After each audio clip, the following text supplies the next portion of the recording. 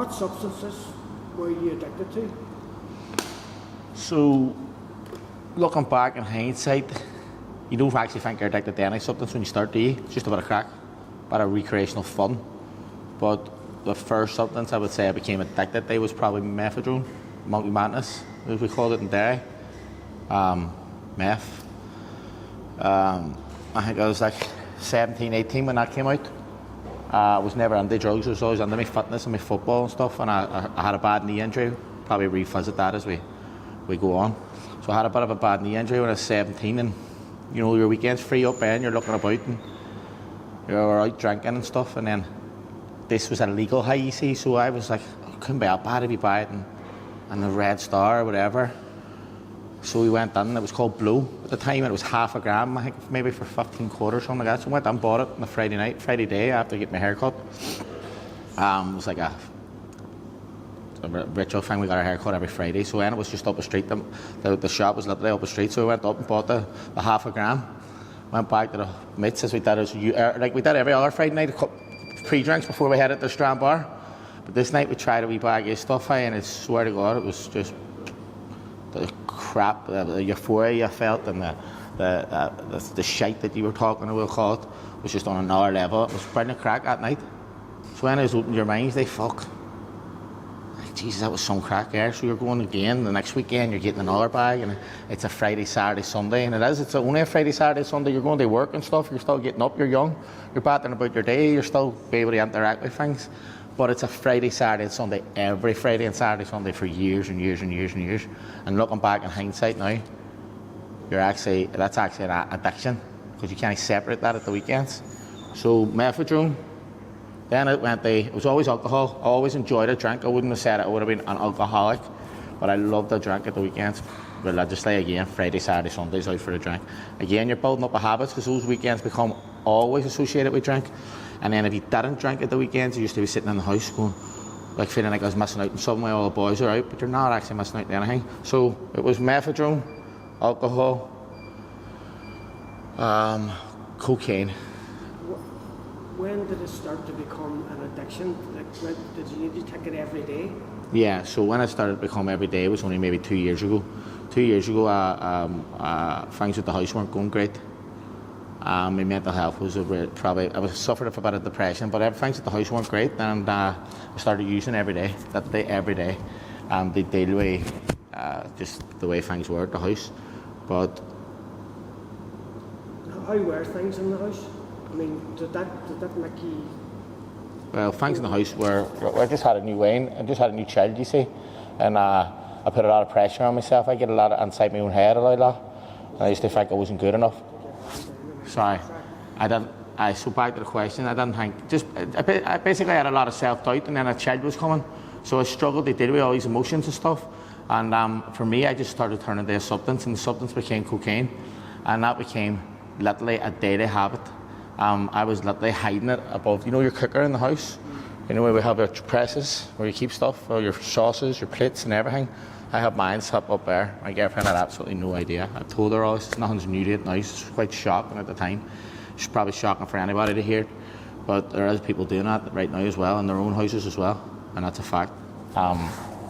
It's brutal, and knowing that you're doing that, and knowing that you're cheating and you're lying and you're spending the money that you're trying to earn in the house, and then that's causing problems as well, because now the house wasn't great anyway.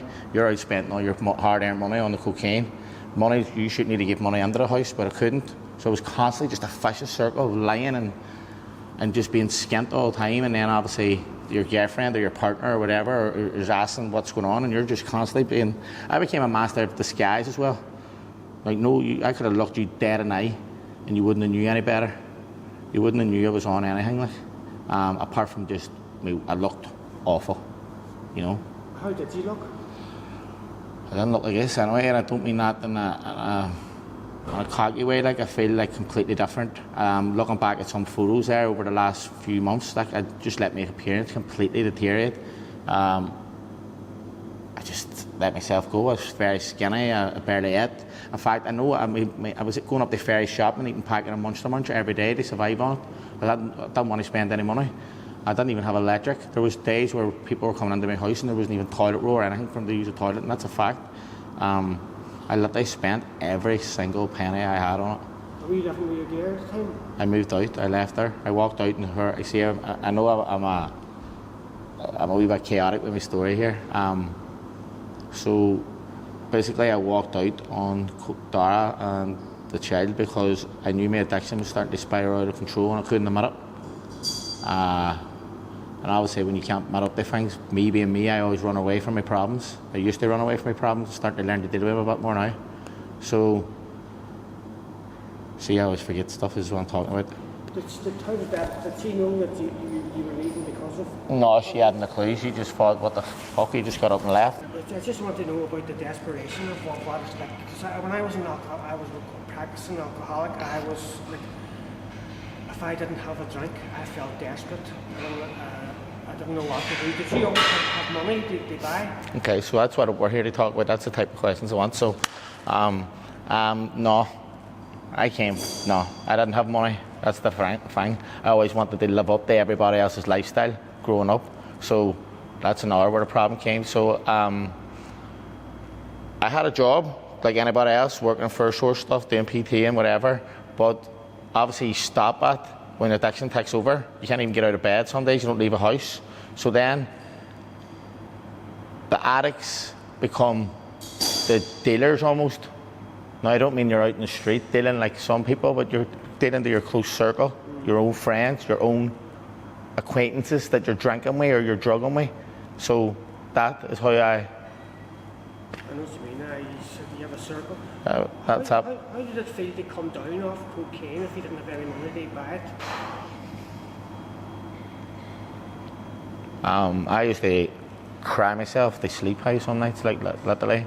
I remember staring at the mirror, not having any drugs or nothing, and hitting myself and saying to myself I would never ever do it again and need to stop. And the minute you have money again, you're way back doing the same thing because you didn't want to feel that come down.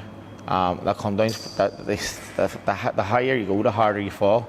But the stuff now going about at the minute isn't even cocaine. So that it's all synthetic stuff. So again, it's frying everybody's brain. At least 20 years ago, when cocaine was cocaine, they actually knew what was in it. I had a come down is severe, so I think that's the problem.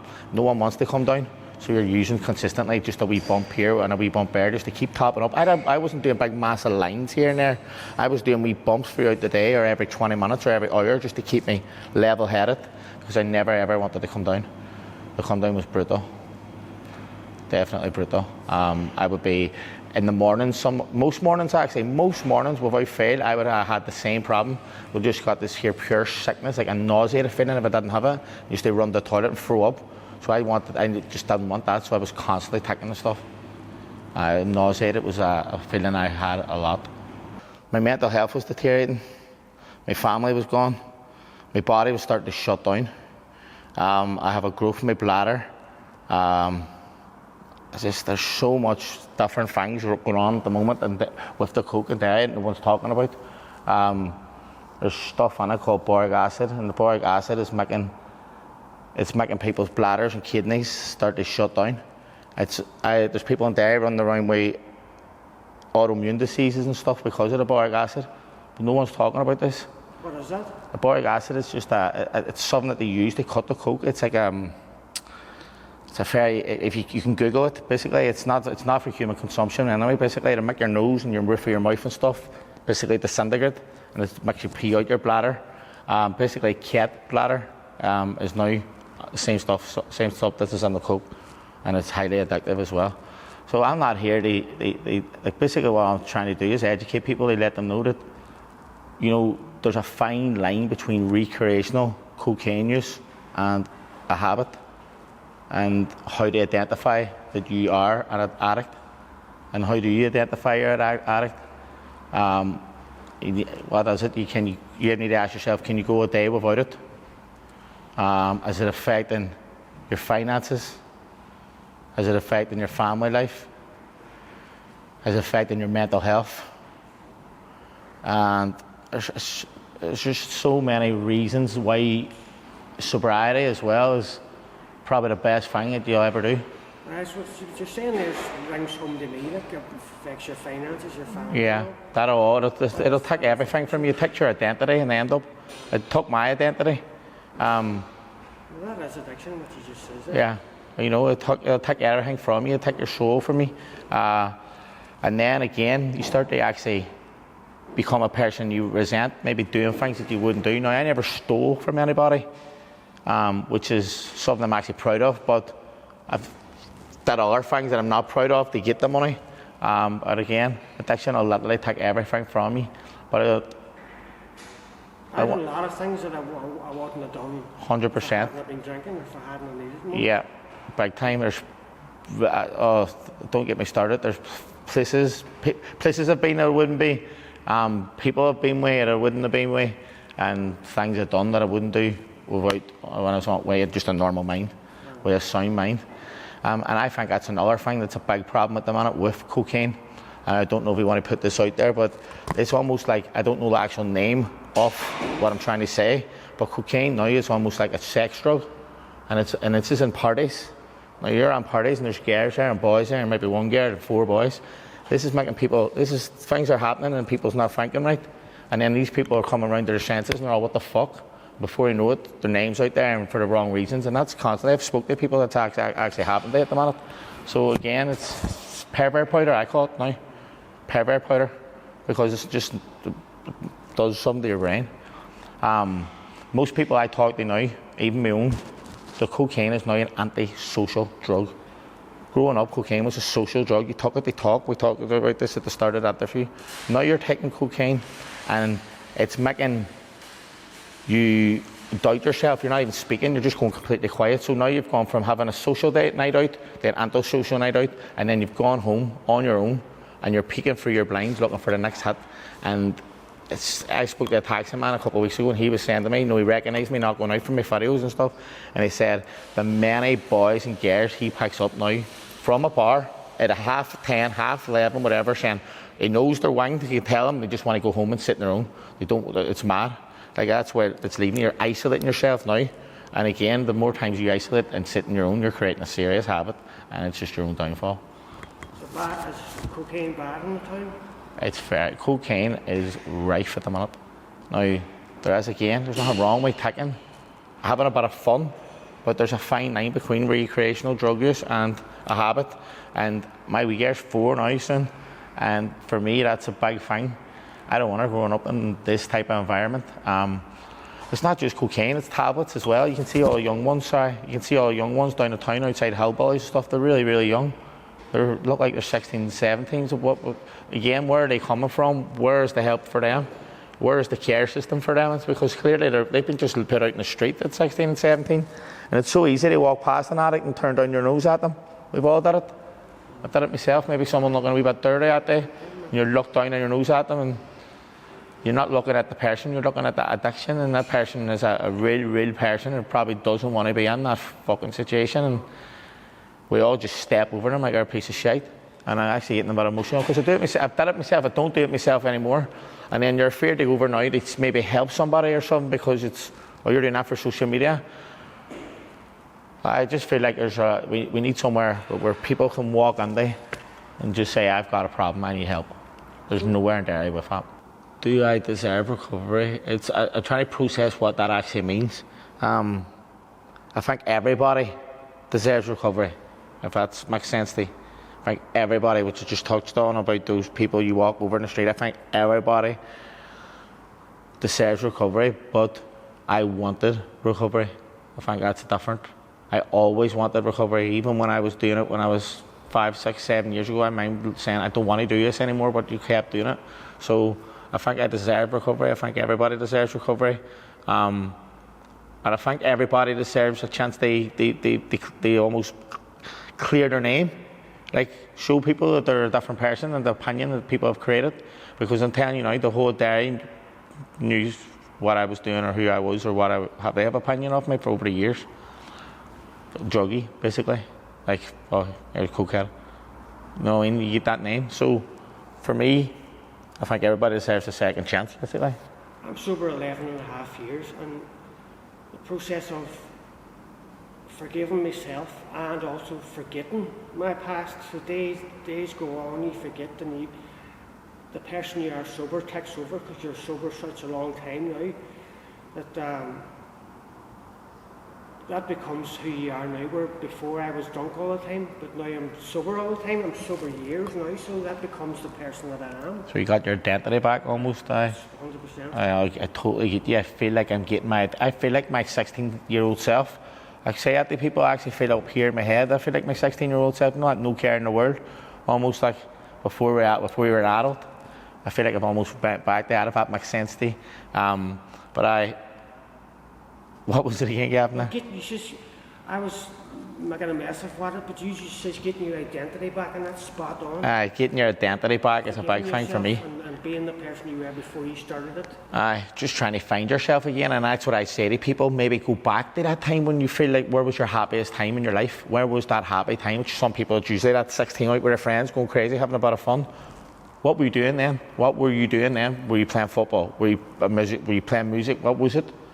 Maybe go back and pick that up, pick the ball up, pick the guitar up, pick the brush up, go swimming. Do you know what I mean? That's what I'm saying. Go back to those wee habits that you used to do and see if they work for you. That is another message I want to hammer home. That's what I did. I got up every morning. I haven't just subtracted. I've actually replaced it. So I've replaced the drink and the drugs and the partying with fitness. I get up every morning, non-negotiable. I don't want it anymore, but I do it because I know what it does for my life. And I just want to be happy. So I get up every morning and go a walk. Again, that keeps you off everything. Can't do anything because I promise myself every night and getting up in the morning. So again, if anybody wants to try it, I highly recommend getting out a walk every day. Why are we here? We'll move on now to who you are now. Why are we sitting out here this afternoon for? Why did you pick I'm here? Here because